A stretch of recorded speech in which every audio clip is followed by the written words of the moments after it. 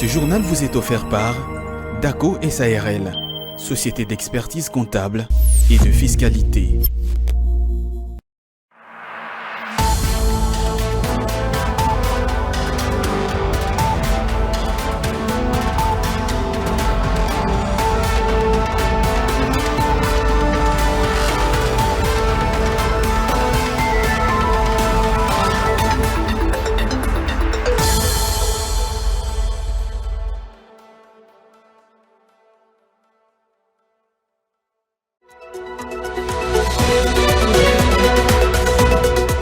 La République démocratique du Congo a formulé quelques recommandations à l'issue des travaux de la COP28 qui se déroule actuellement à Dubaï, aux Émirats Arabes Unis.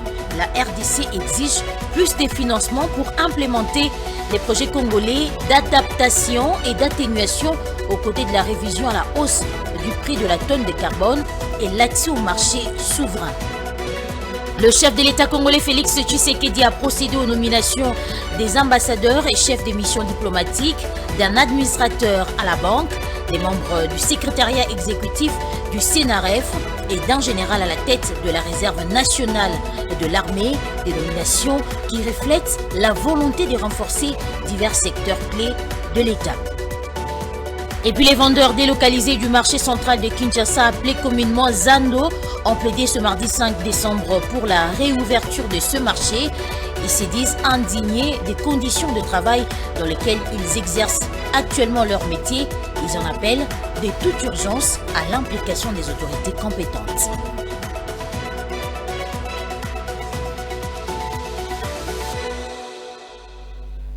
Vous regardez Ecofin Télévision, merci de le faire mesdames et messieurs, bienvenue à tous. Plus de financement pour implémenter les projets congolais d'adaptation et d'atténuation aux côtés de la révision à la hausse du prix de la tonne de carbone et l'accès au marché souverain représentent quelques-unes des exigences congolaises à la COP28 qui se déroule actuellement à Dubaï, aux Émirats Arabes Unis. On écoute dans cet extrait choisi par Tony Antoine Dibendila, la ministre congolaise de l'Environnement F. Bazaïba, qui représente la RDC à ce forum dont la clôture est prévue pour le 12 décembre prochain. Nous demandons que ici soit acté que la seule solution basée sur la nature présentée par les scientifiques, c'est la protection des forêts, des tourbières, des mangroves, toute la biodiversité qui s'ensuit et aussi les minéraux critiques qui nous amènent vers la transition écologique pour atteindre l'objectif de 1,5 degrés Celsius. Mais aussi que nous avons besoin de finances, beaucoup de fonds pour que nous puissions nous-mêmes implémenter nos propres projets d'adaptation et d'atténuation avec la révision à la hausse du prix de la tonne de carbone et l'accès au marché souverain. On ne peut pas continuer à être à la merci du marché volontaire. Et enfin, nous saluons le fonds de pertes et dommages. Nous disons que ces fonds-là ne puissent pas occulter l'engagement pris par les pays pollueurs, par principe pollueur-payeur, de 100 milliards de dollars par an chaque année, et que ces fonds ne soient pas comme les fonds passés où l'accès est difficile, il y a opacité de gestion. La meilleure chose serait d'intégrer les pays bénéficiaires dont nous sommes dans la gestion des fonds pour assurer la transparence. Le gouvernement congolais a réaffirmé sa position de lutter contre l'utilisation abusive de l'énergie atomique. C'est ce qu'a indiqué le ministre de la Recherche scientifique et Innovation technologique Gilbert Kabanda du haut de la tribune des Nations Unies le week-end dernier à New York, ce après l'interdiction de la prolifération des armes nucléaires à l'échelle planétaire. Commentaire. L'information vue de la RDC a failli passer inaperçue. Et pourtant, ce sujet d'actualité brûlante de géostratégie mondiale a fait couler beaucoup d'encre et des salives ces derniers jours dans les couloirs du Palais des Verts à New York. Il s'agit de l'interdiction des armes nucléaires à l'échelle planétaire. On en a beaucoup parlé au siège des Nations Unies. La République démocratique du Congo a aussi fait entendre sa voix du haut de la tribune de ses assises. C'est le ministre de la Recherche scientifique et Innovation technologique représentant le gouvernement de Kinshasa qui a porté haut la voix du Congo. En effet, le gouvernement congolais a réaffirmé sa position de lutter contre l'utilisation abusive de l'énergie atomique. Nous avons reçu ici le directeur général de l'Agence internationale de l'énergie atomique. Cette fois-là, c'était au sujet des applications pacifiques de l'énergie atomique. Maintenant, mon voyage portait plutôt sur l'autre aspect de l'énergie nucléaire, les utilisations malheureusement non pacifiques, pour lesquelles, il y a 2 ans, notre pays a signé le traité de non-utilisation des armes nucléaires, le traité d'interdiction des armes nucléaires qui a été ratifié. J'ai été chargé par mon gouvernement de porter à l'ONU la voix de la République pour confirmer notre position et notre volonté, notre détermination de lutter contre l'utilisation et la prolifération des armes nucléaires. À noter que, à l'unanimité, tous les représentants gouvernementaux des différents États dans le monde présents à ce forum sont d'accord que l'énergie nucléaire doit servir au développement et au bien-être des nations. Dans une série d'ordonnances lues le lundi 4 décembre 2023 sur les antennes de la télévision nationale congolaise, le président de la République Félix Tshisekedi a procédé aux nominations des ambassadeurs et chefs des missions diplomatiques, d'un administrateur à la banque, des membres du secrétariat exécutif du CNRF et d'un général à la tête de la réserve nationale de l'armée, des nominations qui reflètent sa volonté de renforcer divers secteurs clés de l'État.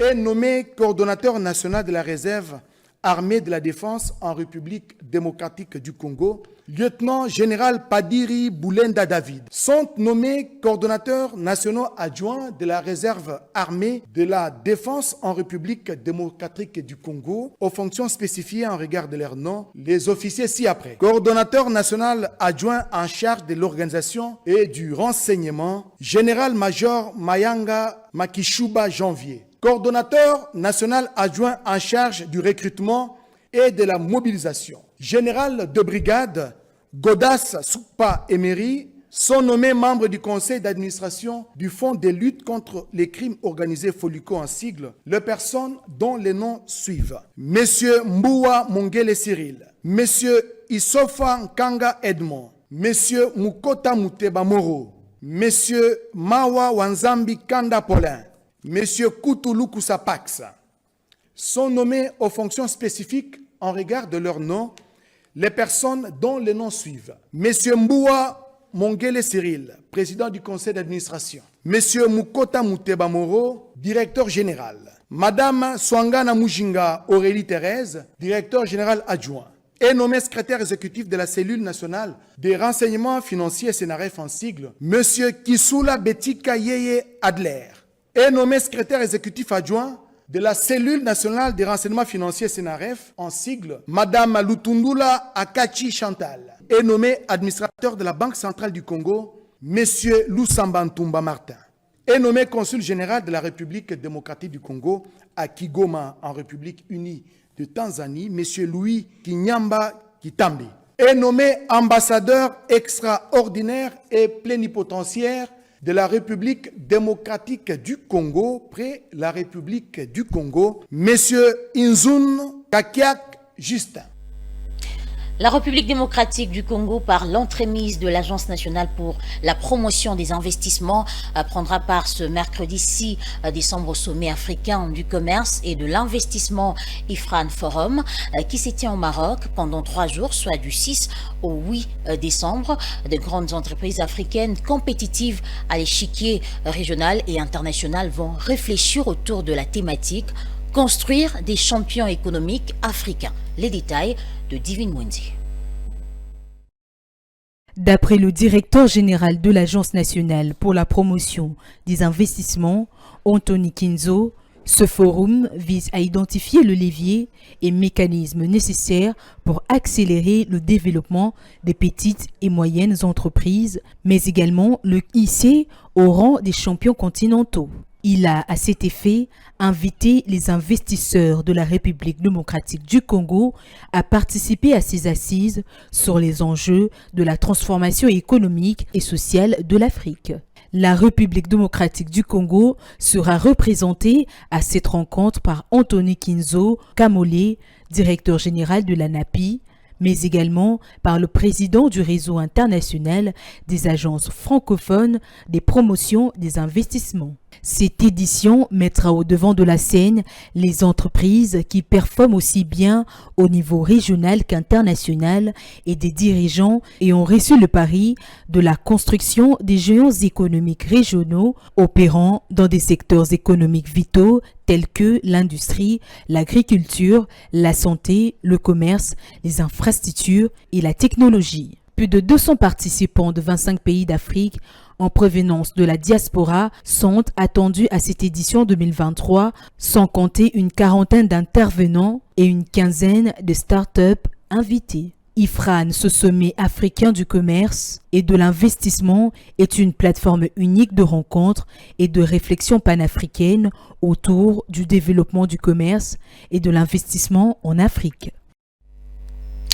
Dans un autre chapitre, le prix de l'or sur les marchés internationaux a flambé de 0,93% le gramme pour s'établir à 64,97 dollars plutôt cette semaine, ce comparativement à la semaine précédente. Cette indication émane du communiqué publié par la Commission nationale des mercuriales, une structure du ministère du Commerce extérieur. D'après ce même document, les prix d'autres produits miniers marchands d'exportation congolaise, à l'instar du cobalt et de l'étain, ont fléchi à cette période allant du 4 au 9 décembre 2023.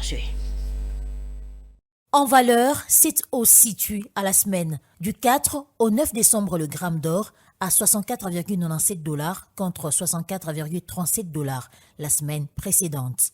Dans cette perspective des tendances haussières des prix, la tonne du cuivre et le gramme d'argent s'y sont alignés en se négociant respectivement à 8 309 dollars contre 8 234 dollars une semaine plus tôt et 0,79 dollars contre 0,78 dollars précédemment.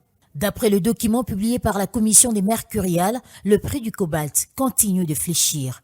Comme la semaine dernière, la tonne du cobalt a légèrement baissé, passant de 32 757 dollars à 32 752 dollars, soit une recrue de 0,2% la tonne. Dans la même lignée se trouvent le zinc, le tin, le tantal. La tonne du zinc a quitté 2557 dollars pour s'établir à 2530 dollars, soit une baisse de 0,70%. Le prix de l'étain, quant à lui, a régressé de 4,75%, soit la tonne de ce métal prestigieux dans la fabrication de pièces de vaisselle s'évend actuellement à 23 975 dollars, revenant la semaine précédente de 25 170 dollars. Le prix du tantal a reculé de 3,68% en valeur. Les kilogrammes est passé de 223 dollars à 214 dollars. Concernant les produits agricoles et menus forestiers, à l'instar du cacao, du café arabica, du café robusta, voire le caoutchouc, ils ont connu à la période sous examen une baisse sur les marchés internationaux. D'autres par ailleurs, comme la poudre de totakina, le sel de quinine, la papaïne, les écorces des quinines, ont gardé stable leur prix.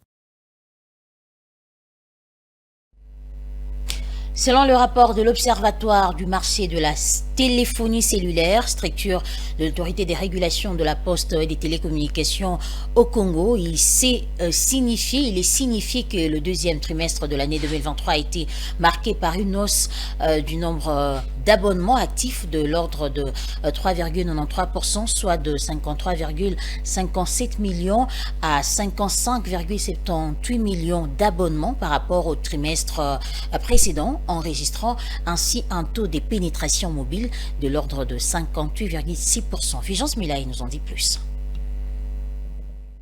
Dans ces rapports, il est signifié que les chiffres d'affaires du secteur a également enregistré une hausse de 5,2%, soit de 458,65 millions à 482,61 millions de dollars américains, pour une amélioration du revenu moyen par abonné de 1,33%, soit de 2,88 dollars à 2,92 dollars par mois par abonné. S'agissant du trafic, il a connu une baisse particulièrement sur les services de la voix et les services des SMS, respectivement de l'ordre de 2,06% et de 0,76%, avec un temps moyen d'utilisation du téléphone par minute par abonné par mois, qui a également connu une baisse de l'ordre de 6,8%. Dans la ligne des souscriptions aux services d'Internet mobile, un accroissement de 4% a été observé, soit de 28,1 à 29,3 millions d'abonnés, suivi d'un taux de pénétration de 30,8%. Il s'observe également un accroissement des chiffres d'affaires de 14,77% avec un revenu moyen par abonné de 2,21 $ américains contre 2,13 $ américains au trimestre précédent, soit un accroissement de 3,65%. Quant au nombre d'utilisateurs actifs au service de la monnaie mobile, il est observé un accroissement de l'ordre de 11,46%, soit de 18,2 à 20,2 millions d'utilisateurs, et un accroissement du revenu de 16,2%, soit de 2,1 à 2,5 millions de dollars américains, constitué essentiellement des commissions réservées aux opérateurs des réseaux mobiles par les services financiers mobiles pour un taux de pénétration de 21,30%. L'observatoire signale de plus qu'il y a 3 grands pôles de consommation du point de vue géographique dans la zone ouest avec Kinshasa, caractérisée par les nombres d'abonnements les plus importants. La zone sud, avec les provinces du Haut-Katanga et du Lualaba, caractérisée par les taux de pénétration mobile et Internet, respectivement de plus de 150% et de près de 80%.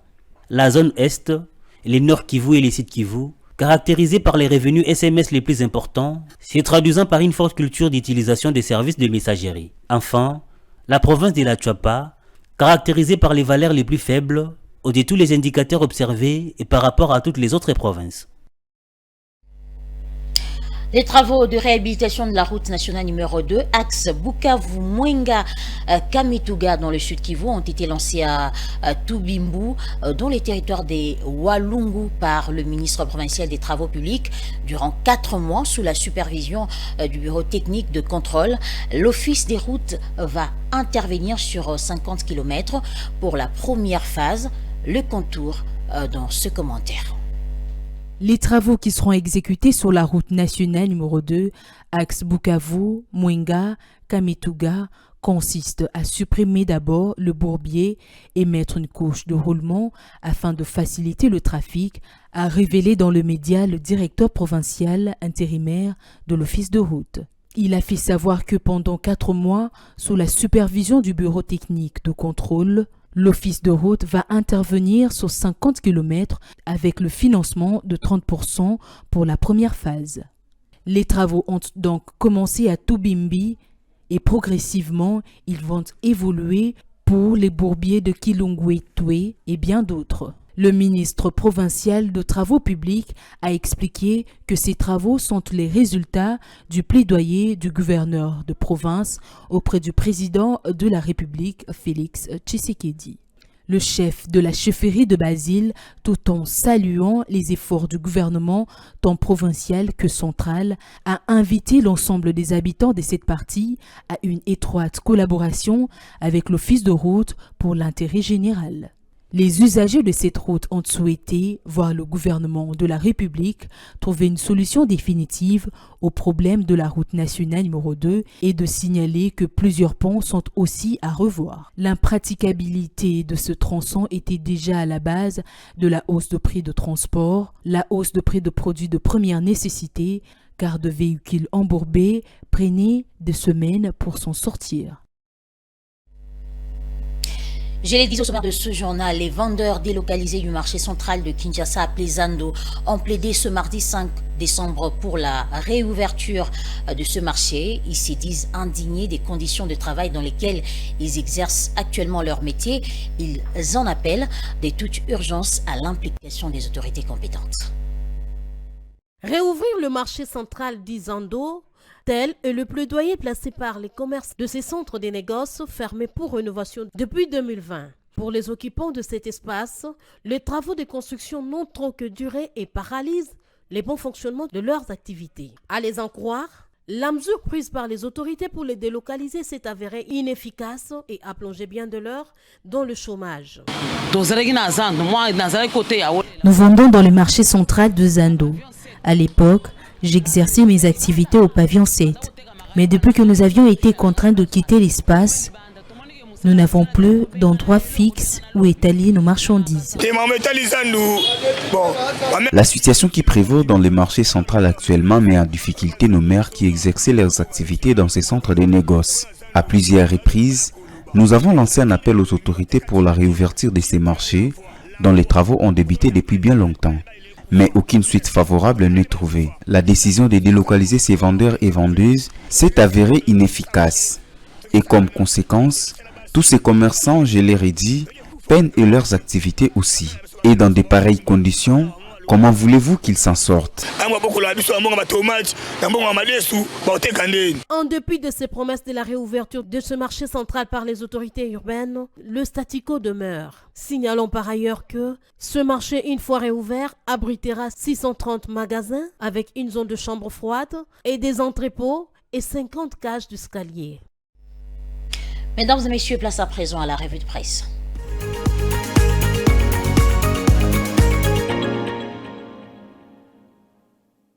Et bienvenue sur la revue de presse sur Ecofin Télévision. Mesdames et messieurs, nous ouvrons les balles avec nos confrères de l'Avenir qui titre à sa 5e page « La RDC annonce un partenariat de 62 millions de dollars pour la nouvelle économie climatique ». D'après le journal, ce partenariat est un engagement à collaborer par le biais d'un financement international, d'un financement et d'une assistance technique pour cite le journal, la conservation et gestion de forêts de grande valeur, de tourbières et des zones clés pour la biodiversité de la RDC. Les consultations seront lancées en 2024, l'objectif étant de les finaliser d'ici la COP30. Elles mettront l'accent sur les emplois et les moyens de subsistance de peuples autochtones et des communautés locales ainsi que sur la promotion et la protection de leurs droits. 2. Accroître les investissements privés dans la nouvelle économie climatique, en particulier dans le secteur qui favorise un développement socio-économique durable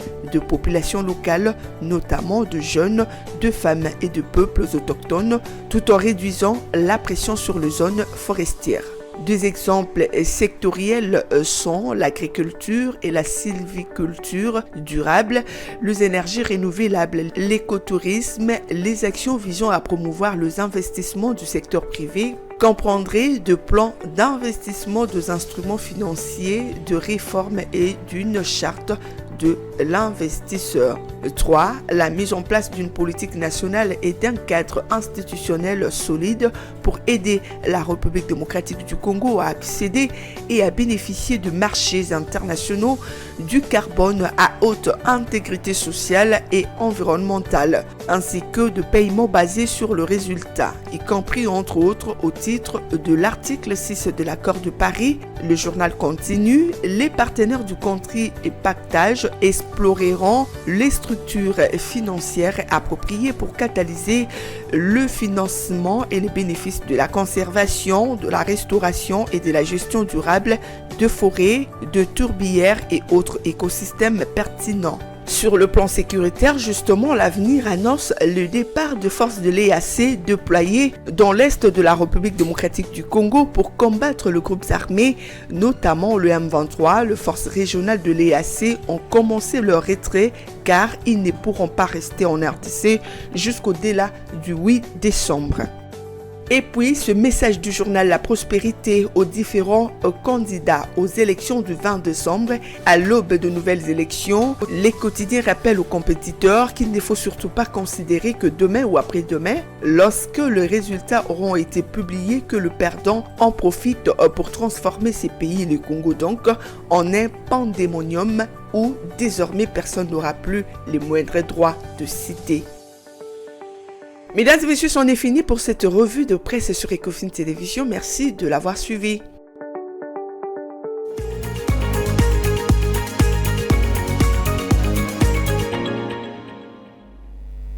Si vous nous avez pris en cours de diffusion, je vous rappelle à présent les principaux titres. La République démocratique du Congo a formulé quelques recommandations à l'issue des travaux de la COP28 qui se déroulent actuellement à Dubaï, aux Émirats arabes unis. La RDC exige plus de financements pour implémenter les projets congolais d'adaptation et d'atténuation aux côtés de la révision à la hausse du prix de la tonne de carbone et l'accès au marché souverain. Le chef de l'État congolais Félix Tshisekedi a procédé aux nominations des ambassadeurs et chefs des missions diplomatiques, d'un administrateur à la banque, des membres du secrétariat exécutif du CNRF et d'un général à la tête de la réserve nationale de l'armée, des nominations qui reflètent la volonté de renforcer divers secteurs clés de l'État. Et puis les vendeurs délocalisés du marché central de Kinshasa, appelé communément Zando, ont plaidé ce mardi 5 décembre pour la réouverture de ce marché. Ils se disent indignés des conditions de travail dans lesquelles ils exercent actuellement leur métier. Ils en appellent de toute urgence à l'implication des autorités compétentes.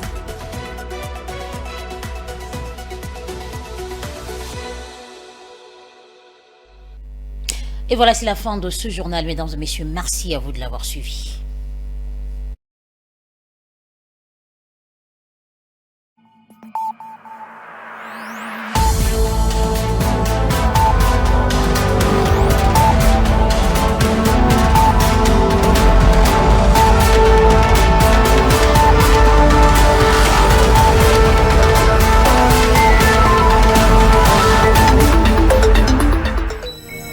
Ce journal vous a été offert par DACO SARL, société d'expertise comptable et de fiscalité.